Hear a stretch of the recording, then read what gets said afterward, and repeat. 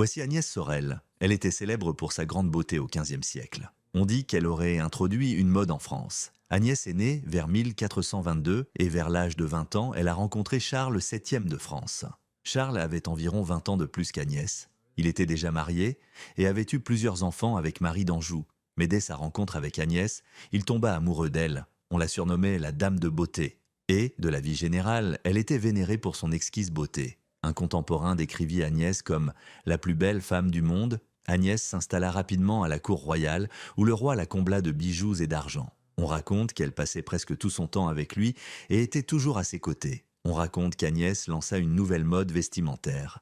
Elle abaissait le décolleté de ses robes, de sorte que sa poitrine, souvent à gauche, était presque toujours exposée. Cependant, la véracité de cette affirmation est controversée. Il se pourrait qu'elle ait simplement porté des robes décolletées sans dévoiler entièrement sa poitrine.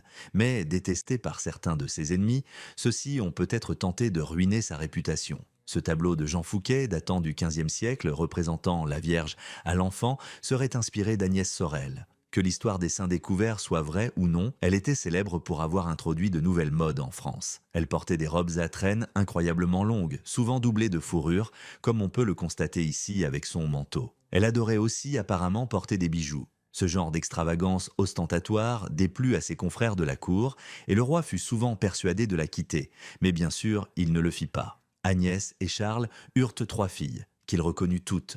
Puis, à l'âge de 28 ans, après avoir donné naissance à sa 4e fille, malheureusement décédée, Agnès mourut elle-même. La soudaineté de sa mort fut toujours suspecte, et on pensa à un empoisonnement. En 2005, son corps fut exhumé et on découvrit du mercure, peut-être utilisé à des fins médicales ou cosmétiques. Nous ne le saurons jamais.